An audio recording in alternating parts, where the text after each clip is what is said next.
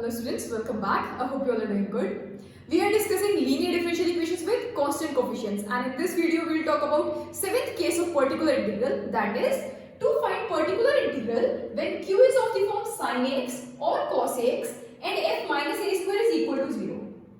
Means अगर आपको q sin x दे रखा हो या cos x दे रखा हो और f minus a square 0 मिल रहा हो तो हम पर्टिकुलर इंटीग्रल कैसे फाइंड करते हैं? देखिए, हमने पढ़ा है कि अगर आपको q sin x दे रखा होता है या cos x दे रखा होता है तो हम पर्टिकुलर इंटीग्रल कैसे फाइंड करते हैं? फंक्शन ऑफ t में जहां आपको t स्क्वायर मिल रहा होता है वहां पर हम t स्क्वायर के प्लेस पर माइनस a स्क्वायर पुट कर देते हैं if f minus a square is not equal to 0. यहां पर हम क्या बोल रहे हैं कि f minus a square equal to 0 है. मींस t स्क्वायर के प्लेस पर जब आप माइनस a स्क्वायर पुट करोगे तो ये आपको 0 मिल जाएगा. तो हम डायरेक्टली t स्क्वायर के प्लेस पर माइनस a स्क्वायर पुट कर नहीं सकते. ठीक है, तो हम पर्टिकुलर इंटीग्रल किस तरह से फाइंड करते हैं? देखिए, पर्टिकुलर इंटीग्रल हम फाइंड कैसे करते हैं? 1 अपॉन फंक्शन ऑफ t, यहां लिखते हैं q. अब हम बोल रहे हैं q या तो sin x है या cos x है. मान लीजिए sin x है, t स्क्वायर के प्लेस पर माइनस a स्क्वायर पुट करते हैं तो यहां पर हम t स्क्वायर लिख रहे हैं. ठीक, function of t square. Fine. अब यहां पर हम t स्क्वायर के प्लेस पर अगर माइनस a स्क्वायर पुट कर दें तो ये आपको 0 मिल रहा है. तो हम इसको किस तरह से सॉल्व करेंगे? देखिए, तो हम क्या करते हैं, sin ax को हम लिख सकते हैं e की पावर i ax का इमेजिनरी पार्ट लिख सकते हैं. e की पावर i ax का इमेजिनरी पार्ट, e की पावर i ax को हम यूलर्स फॉर्मूले से क्या लिख सकते हैं? cos ax plus i sin ax लिख सकते हैं. यूलर्स फॉर्मूला क्या होता है? e की power i theta is equal to cos theta plus i sin theta. तो e की पावर i x को हम क्या लिख सकते हैं? cos x plus i sin x लिख सकते हैं. अब इसमें रियल पार्ट क्या है? cos x. इमेजिनरी पार्ट क्या है? sin x. तो sin x को हम लिख सकते हैं इमेजिनरी पार्ट ऑफ e की पावर i x लिख सकते हैं. इसी तरह से अगर sin x की जगह होता cos x, मींस ये इस तरह से होता f t square cos x, और यहाँ पर d स्क्वायर के प्लेस पर माइनस a स्क्वायर पुट करने पर आपको 0 मिल रहा होता. ठीक है, तो cos x को हम लिख सकते हैं रियल पार्ट ऑफ e की पावर i x लिख सकते हैं. ठीक है, तो हम क्या करते हैं, ये हो जाता है आपका imaginary part of 1 upon f d square e की पावर i x. मींस यहाँ पर हम sin x के प्लेस पर e की पावर i x को कंसीडर कर लेते हैं. ठीक है, उसके बाद इसको सॉल्व कर लेते हैं हम.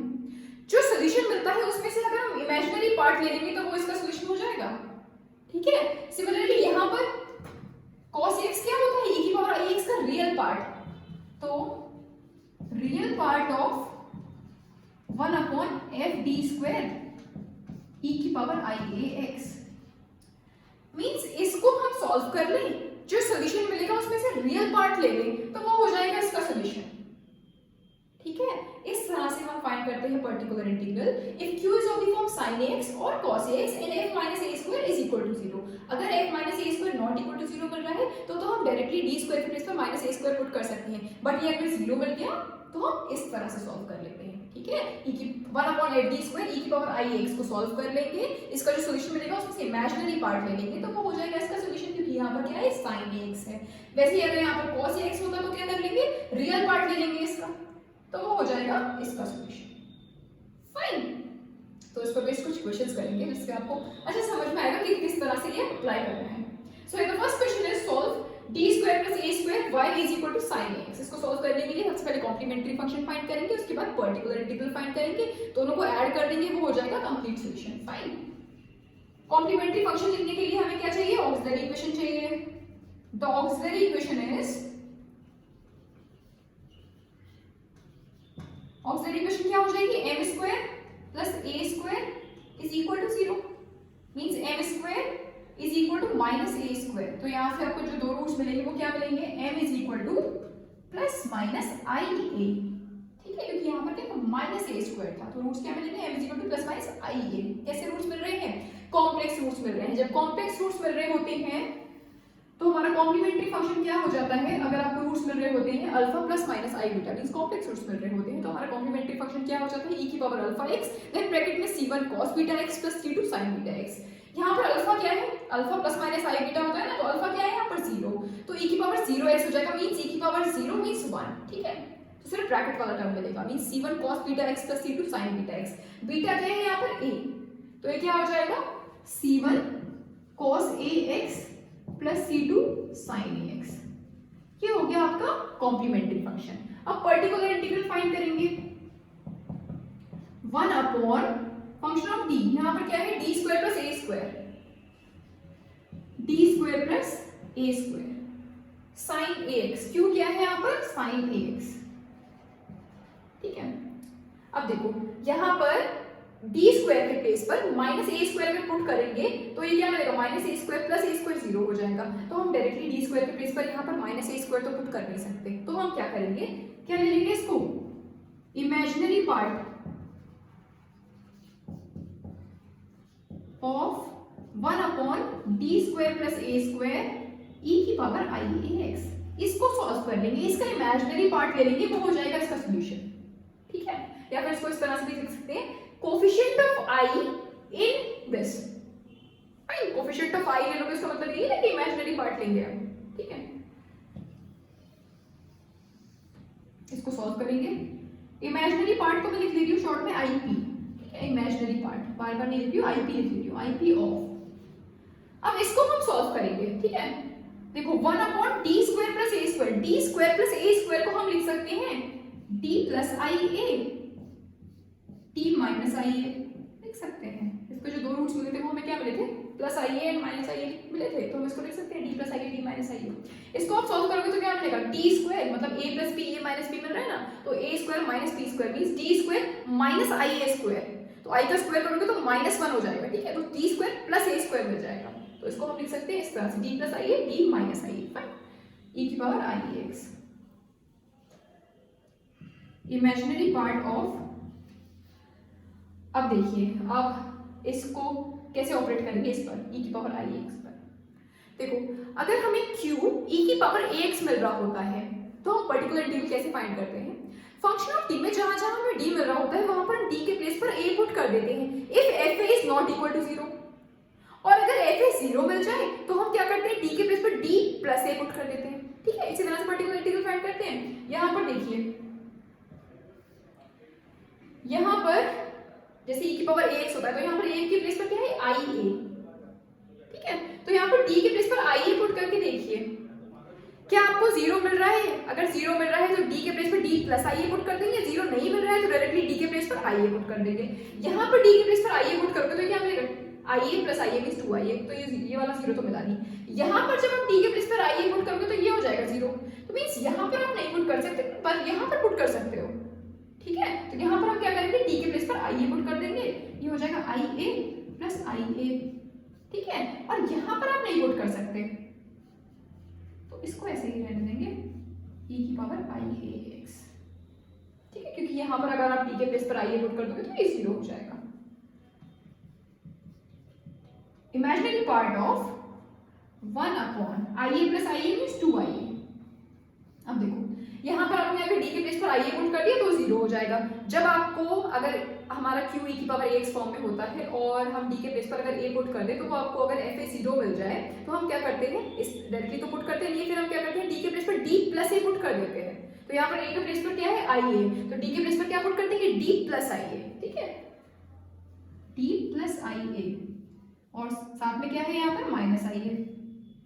अब ये ऑपरेट हो गया पूरा। अब e की पावर ix को आगे ले लेंगे, e की पावर i a x, यहाँ क्या रह जाएगा 1, ठीक है, is equal to imaginary part of e की power i a x 1 upon 2ia। अच्छा देखो यहाँ पर plus i a minus i a cancel हो जाएगा, यहाँ पर सिर्फ 1 अपॉन d बचेगा। 1 अपॉन d का मतलब इंटीग्रेशन, अगर न्यूमरेटर में d होता है उसका मतलब होता है डिफरेंशिएशन, और अगर डिनोमिनेटर में d होता है उसका मतलब क्या होता है इंटीग्रेशन। तो यहाँ पर क्या हो रहा है 1 का integration with respect to x, fine. ये आपको मिल जाएगा इमेजिनरी पार्ट ऑफ e की power i a x upon 2ia और 1 का integration with respect to x क्या हो जाएगा x, ठीक है, ये मिल गया। अब हमें इसका इमेजिनरी पार्ट चाहिए ना, हमें पूरा थोड़ा ना चाहिए, हमें तो सिर्फ इमेजिनरी पार्ट चाहिए। तो e की पावर आई एक्स को पहले तो हम यूलर्स फॉर्मूले से लिख लेंगे cos x plus i sin x, ठीक है। फिर हम इमेजिनरी पार्ट ले लेंगे उसमें से। इमेजिनरी पार्ट ऑफ x को पहले लिख लेंगे हम x अपॉन 2ia, और e की पावर आई एक्स को हम लिख सकते हैं cos ax plus i sin ax। Fine.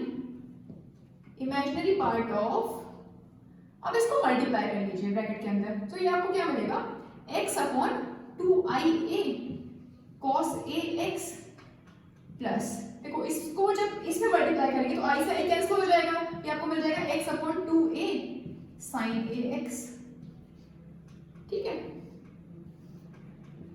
Imaginary part of, देखो यहां से हम i को न्यूमरेटर में ले जाएंगे तो ये हो जाएगा minus I X upon 2a। कैसे, हमें i न्यूमरेटर में चाहिए तो इसमें i से मल्टीप्लाई i से डिवाइड कर लीजिए, ठीक है। तो मींस न्यूमरेटर में i से मल्टीप्लाई कर दो और डिनोमिनेटर में भी i से मल्टीप्लाई कर दो, मींस i से मल्टीप्लाई i से डिवाइड। तो यहाँ क्या मिलेगा ix, यहाँ पर क्या हो जाएगा i स्क्वायर मींस -1, ठीक है। तो यहाँ क्या मिल जाएगा minus I X upon 2a, fine, cos ax plus x upon 2a sin x। इसमें इमेजिनरी पार्ट कौन सा है, इमेजिनरी पार्ट कौन सा होगा जिसके साथ i आ रहा है, तो यहाँ पर i किसके साथ आ रहा है, इस टर्म में आ रहा है ना i, तो इमेजिनरी पार्ट क्या हो जाएगा minus x upon 2a cos ax। ये है आपका रियल पार्ट और ये है आपका इमेजिनरी पार्ट, क्योंकि इसमें i आ रहा था। रियल पार्ट तो हमें चाहिए ही नहीं, हमें क्या चाहिए, सिर्फ इमेजिनरी पार्ट चाहिए। तो इमेजिनरी पार्ट आपका क्या हो जाएगा minus x upon 2a cos ax, fine. तो ये हो गया पर्टिकुलर इंटीग्रल, ठीक है। इस तरह से पर्टिकुलर इंटीग्रल फाइंड करते हैं if q is of the form sin ax और cos ax and f minus a square is equal to 0, ठीक है। तो ये मिल गया आपको particular integral minus x upon 2a cos ax। अब cf और pi को ऐड कर देंगे, वो हो जाएगा complete solution. Hence the complete solution is y is equal to cf plus pi, fine. cf क्या मिला था, c1 cos ax plus c2 sin ax plus pi क्या मिला माइनस में x upon 2a cos ax। ये हो गया आपका कंप्लीट सॉल्यूशन, ठीक है, for this differential equation, fine. अब देखिए ये डिफरेंशियल इक्वेशन थी ना हमारी d square plus a square y is equal to sin x। इसके लिए हम एक और मेथड से पर्टिकुलर इंटीग्रल फाइंड कर सकते हैं। कैसे, देखो 1 upon d square plus a square, क्योंकि यहाँ पर sin x, ठीक है। तो ये हो जाता है x by 2 integration of sin x dx, means sin x को इंटीग्रेट कर लो विद रिस्पेक्ट टू x, तो आपको क्या मिल जाएगा minus cos ax upon a, तो ये आपको मिल जाएगा minus x by 2a cos x। ये मिल रहा है, अभी जो हमने पर्टिकुलर इंटीग्रल फाइंड किया था वो आपको ये मिला था minus x by 2a cos x। तो डायरेक्टली इस तरह से भी सॉल्व कर सकते हैं। अब ये कैसे मिला आपको, ये कैसे कर दिया हमने, देखो जब हमें q sin x मिल रहा होता है या cos x मिल रहा होता है और फंक्शन ऑफ d में d स्क्वायर के प्लेस पर माइनस a स्क्वायर पुट करने पर 0 हो रहा होता है, तो हम क्या कर सकते हैं, देखो न्यूमरेटर में x से मल्टीप्लाई कर दो और डिनोमिनेटर में इसका डेरिवेटिव ले लो विद रिस्पेक्ट टू d, ठीक है। तो न्यूमरेटर में x से मल्टीप्लाई करोगे तो आ जाएगा x, डिनोमिनेटर में इसका डेरिवेटिव लोगे विद रिस्पेक्ट टू d तो क्या मिलेगा 2d, इसका डिफरेंशिएशन तो 0 हो जाएगा और यहाँ मिल जाएगा 2d, means x by 2d sin x ये मिल जाएगा। तो x by 2d, अगर डिनोमिनेटर में d मिल रहा होता है इसका मतलब क्या होता है इंटीग्रेशन, तो x by 2 integration of sin x with respect to x, इसको आप इंटीग्रेट कर लोगे ये मिल जाएगा आपको इसका सॉल्यूशन। तो आप डायरेक्टली इस तरह भी सॉल्व कर सकते हो इन केस आपका function minus a square put करने पर 0 बन रहा होता, ठीक है। इस तरह से भी कर सकते हैं। अब इस तरह से अगर sin x की जगह cos x होता, ये होता 1 upon d square plus a square cos x, तो इसको हम डायरेक्टली क्या लिख सकते हैं x by 2 integration of cos x, क्योंकि यहाँ पर भी देखो अगर आप d स्क्वायर के प्लेस पर माइनस a स्क्वायर पुट करोगे तो ये minus a square plus a square 0 बन जाएगा ना, तो आप डायरेक्टली तो पुट कर नहीं सकते, तो हम इस तरह से भी इसको सॉल्व कर सकते हैं कि x by 2 integration of cos x dx, ठीक है। नहीं तो अभी जैसे मैंने पूरा मेथड बताया उस तरह से सॉल्व करते हैं, ठीक है। ये शॉर्टकट मेथड है, आप डायरेक्टली इस तरह से भी कर सकते हो कि न्यूमरेटर में x से मल्टीप्लाई कर लो, नीचे डेरिवेटिव ले लो विद रिस्पेक्ट टू d, तो ये मिल जाएगा आपको x by 2d, डिनोमिनेटर में d का मतलब integration, means x by 2 integration of cos x with respect to x, तो x by 2 integration of cos x dx, ठीक है। तो cos x को इंटीग्रेट करोगे तो आपको क्या मिल जाएगा, sin ax अपॉन a, ठीक है। तो x by 2a sin ax, ठीक है। तो ये कुछ शॉर्टकट मेथड्स होते हैं जिससे आप पर्टिकुलर इंटीग्रल फाइंड कर सकते हैं, ठीक है। तो कुछ और क्वेश्चंस करेंगे इस पर बेस्ड। सो नेक्स्ट क्वेश्चन है solve d square plus 4y is equal to sin square x। सबसे पहले इसके लिए कॉम्प्लीमेंट्री फंक्शन फाइंड करेंगे। कॉम्प्लीमेंट्री फंक्शन के लिए हमें चाहिए auxiliary equation.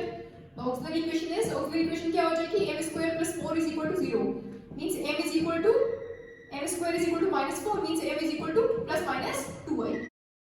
Fine, complex roots मिल रहे हैं तो कॉम्प्लीमेंट्री फंक्शन क्या हो जाएगा, देखो complex roots alpha plus minus आई बीटा होते हैं तो आपका कॉम्प्लीमेंट्री फंक्शन हो जाता है e की पावर अल्फा x ब्रैकेट में c1 cos beta x plus c2 sin beta x। यहां पर अल्फा क्या है 0, बीटा क्या है 2, ठीक है। तो अल्फा है 0 मींस e की पावर 0x हो जाएगा मींस 1 हो जाएगा, ठीक है। सिर्फ ब्रैकेट वाला टर्म आएगा means c1 cos beta x plus c2 sin beta x। Beta क्या है 2, तो c1 cos 2x plus c2 sin 2x। ये हो गया complementary function. Particular integral 1 upon d square plus 4 sin square x, sin square x है, इसके लिए particular integral कैसे फाइंड करेंगे। sin स्क्वायर x को हम लिख सकते हैं 1 माइनस cos 2x अपॉन 2 लिख सकते हैं, ठीक है।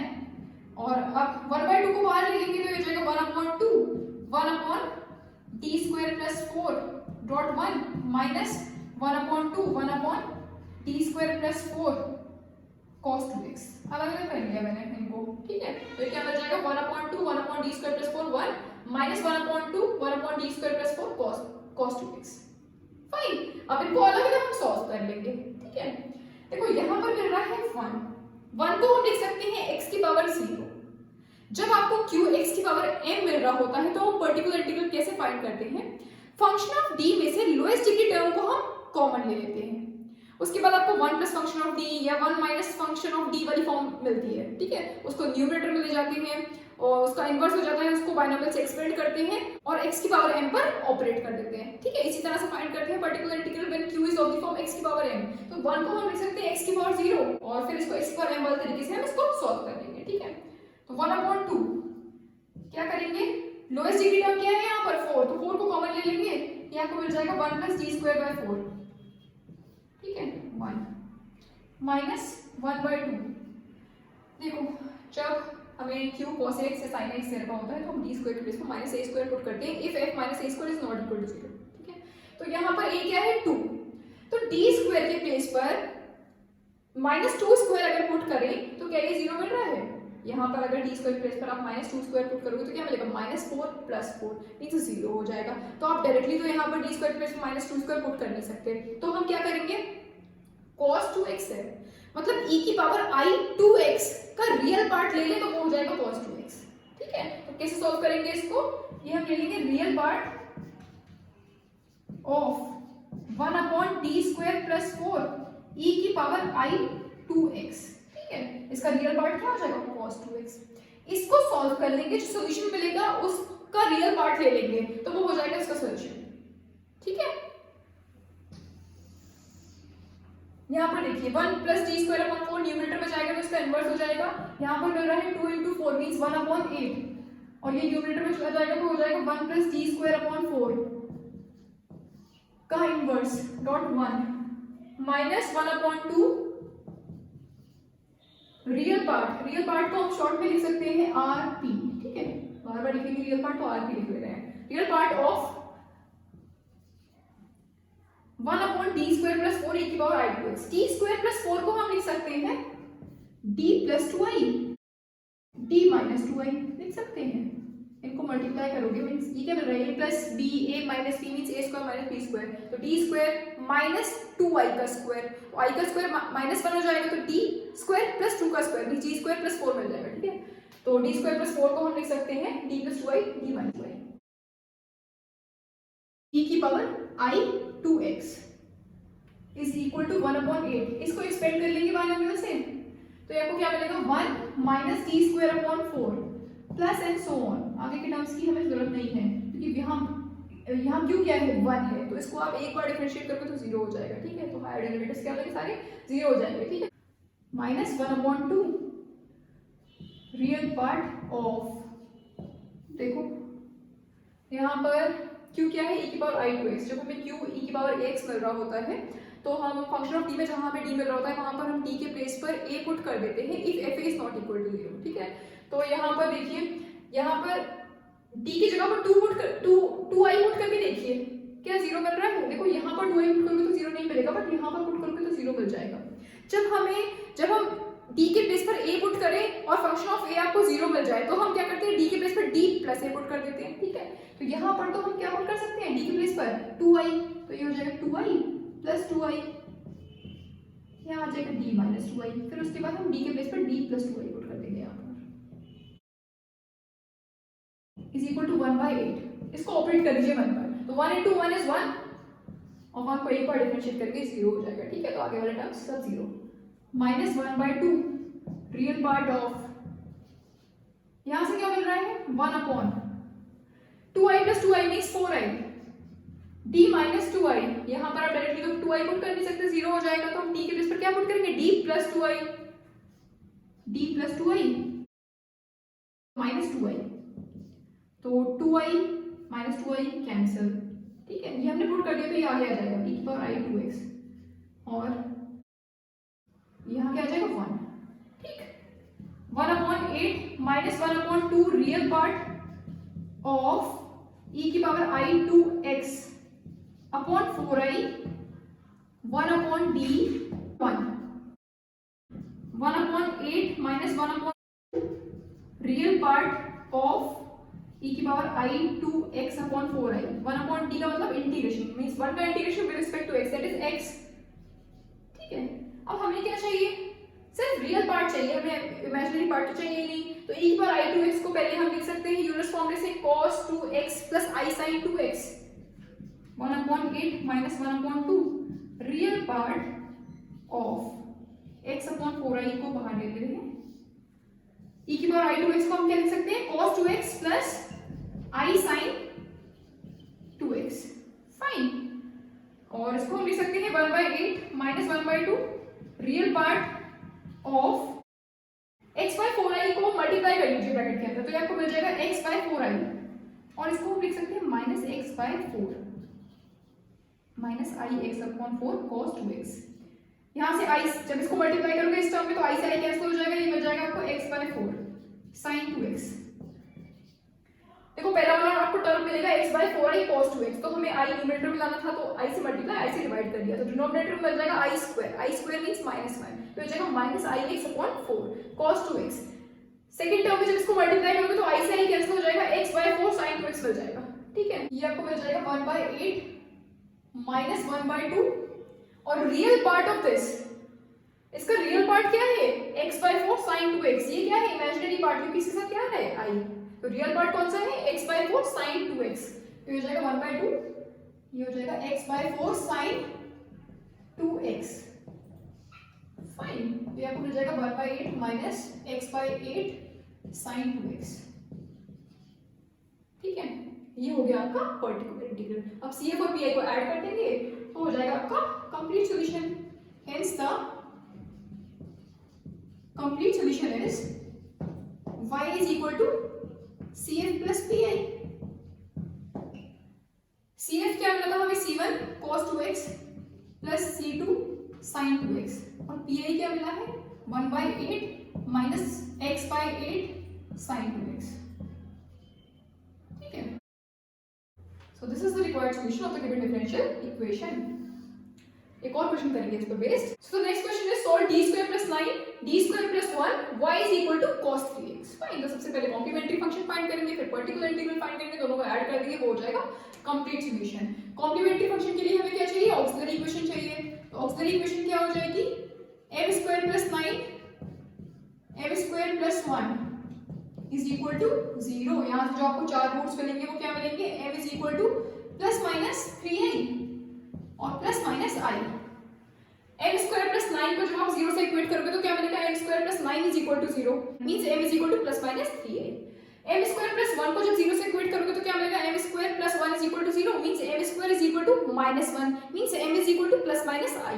फाइन, तो जो आपको चार रूट्स मिलेंगे वो क्या मिलेंगे, plus 3i minus 3i plus i and minus i। Fine, ये आपको 4 रूट्स मिल गए।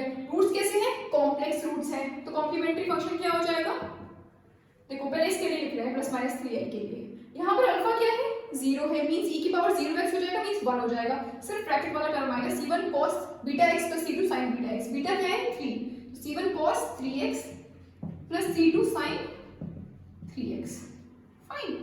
नेक्स्ट देखो यहाँ पर भी अल्फा क्या है? 0, तो e की पावर 0x मींस 1 हो जाएगा, सिर्फ ब्रैकेट वाला टर्म आएगा, तो यहाँ पर c1 c2 हो गए, तो अब क्या लेंगे? c3 cos बीटा क्या है? 1, तो c3 cos x plus c4 cos x।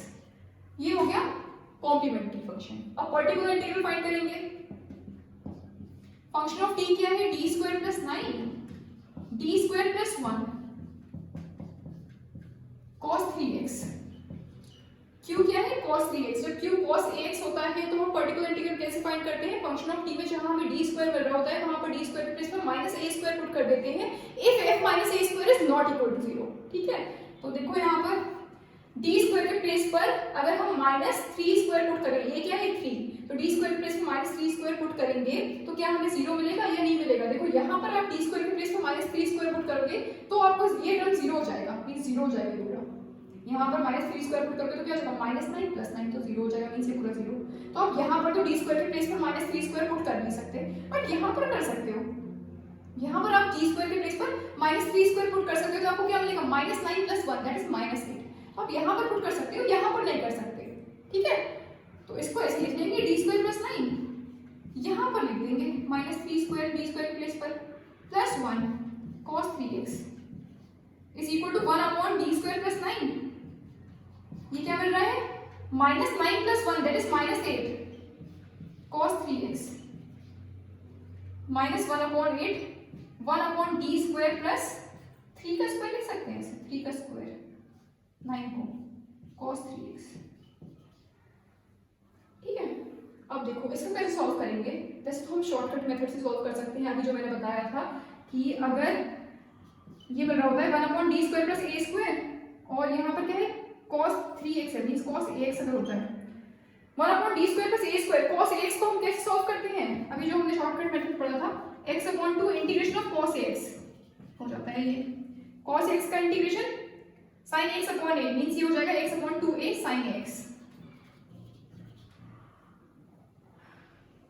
यहाँ पर a के प्लेस पर क्या है? 3 है, तो मींस ये क्या हो जाएगा? 1 upon d square plus 3 square cos 3x को हम क्या लिख सकते हैं? x by 2 और integration of cos 3x।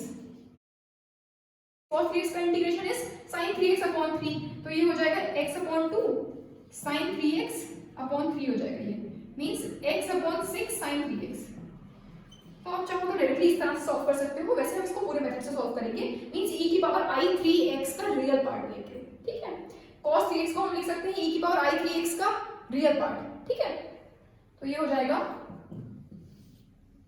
Minus 1/8 और real part of 1 upon d square plus 3 square e की पावर i3x। ठीक है, इसको हम सॉल्व कर लेंगे। Minus 1/8 real part of d square plus 3 square को हम क्या लिख सकते हैं? d plus 3i d minus 3i लिख सकते हैं।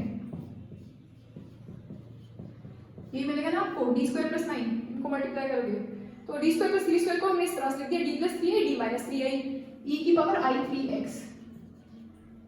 ठीक, अब क्या करेंगे? जब हमें फंक्शन मींस जब हमें q e की पावर x फॉर्म में रखा होता है तो हम पर्टिकुलर इंटीग्रल कैसे फाइंड करते हैं? फंक्शन ऑफ d में जहां हमें d मिल रहा होता है वहां पर हम d के प्लेस पर a पुट कर देते हैं if f is not equal to 0, और अगर f 0 मिल जाए तो d के प्लेस पर d प्लस a पुट कर देते हैं। ठीक है, तो यहाँ पर a क्या है? 3i, तो यहाँ पर d के प्लेस पर 3i पुट करके देखिए क्या 0 मिल रहा है? देखो यहाँ पर d के प्लेस पर 3i पुट करोगे तो 0 हो जाएगा, बट यहाँ पर पुट करोगे तो 0 नहीं होगा। तो यहाँ पर पुट कर सकते हैं, यहाँ पर नहीं कर सकते। यहाँ पर d के प्लेस पर क्या पुट कर देंगे? d plus 3i। फाइन, तो यहाँ पर d के प्लेस पर 3i पुट करोगे तो हो जाएगा 3i प्लस 3i। इसको भी ऐसे रहने देंगे, नेक्स्ट स्टेप में इसको कर लेंगे e की पावर i3x। तो ये हमें मिल जाएगा minus 1/8 real part of 1 upon 3i plus 3i means 6i d minus 3i d minus 3i। अब यहाँ पर d के प्लेस पर हम 3i को पुट कर नहीं सकते, तो क्या पुट करेंगे, d प्लस 3i। ठीक है, d प्लस a पुट करते हैं तो d प्लस 3i हो गया माइनस 3i, और e की पावर i 3x ऑपरेट हो गया। आप इसको आगे ले आएंगे, e की पावर i 3x, यहाँ क्या आ जाएगा 1। ठीक है, ये हो जाएगा -1/8 रियल पार्ट ऑफ e की power i 3x upon 6i। देखो plus 3i minus 3i cancel, यहाँ से सिर्फ 1/d मिलेगा, 1/d। 1/d का मतलब integration, means integration of 1 with respect to x, real part of e की power i 3x upon 6i। ठीक है, और 1 का integration with respect to x means x। ठीक है, अब हमें क्या चाहिए, सिर्फ रियल पार्ट चाहिए ना, तो e की पावर i 3x को हम यूलर्स फॉर्मूले से लिख सकते हैं cos 3x plus i sin 3x, फिर उसमें से हम रियल पार्ट ले लेंगे। ठीक है, तो ये आपको मिल जाएगा -1/8 real part of x upon 6i और e की पावर i 3x को लिख सकते हैं cos 3x plus i sin 3x। तो पहले हम क्या करेंगे, x अपॉन 6i को ब्रैकेट के अंदर मल्टीप्लाई करेंगे, उसके बाद रियल पार्ट ले लेंगे। तो ये आपको मिल जाएगा -1/8 real part of x upon 6i को ब्रैकेट के अंदर मल्टीप्लाई करेंगे, तो ये आपको मिल जाएगा -x minus ix upon 6 cos 3x plus यहाँ पर i से i कैंसिल हो जाएगा, ये न्यूमरेटर में है ना, ये डिनोमिनेटर में, तो i से i कैंसिल हो जाएगा, ये आपको मिल जाएगा x sin 3x अपॉन 6। ठीक है, ये मिल रहा है। देखो यहाँ पर जब आप x अपॉन 6i को cos 3x में मल्टीप्लाई करेंगे, तो हमें i न्यूमरेटर में चाहिए, तो i से मल्टीप्लाई i से डिवाइड कर देंगे, डिनोमिनेटर में बनेगा i स्क्वायर मींस -1, तो -ix अपॉन 6 cos 3x बन जाएगा। सेकंड टर्म में जब मल्टीप्लाई करोगे x बाय 6i को, तो i से i कैंसिल हो जाएगा, x बाय 6 sin 3x बन जाएगा।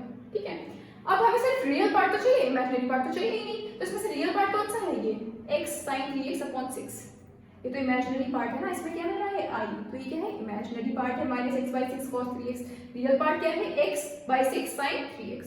ठीक है, सिर्फ इसको लिख लेंगे यहाँ पर, तो ये हमें मिल जाएगा -1/8 और real part of this means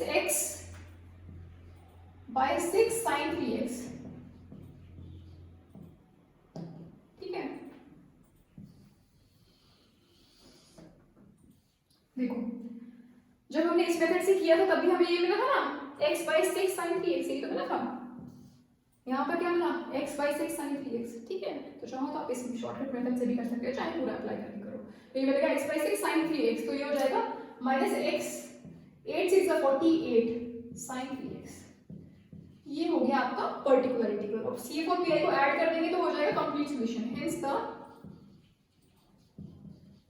complete solution is, क्या हो जाएगा complete solution, y is equal to CF plus PI।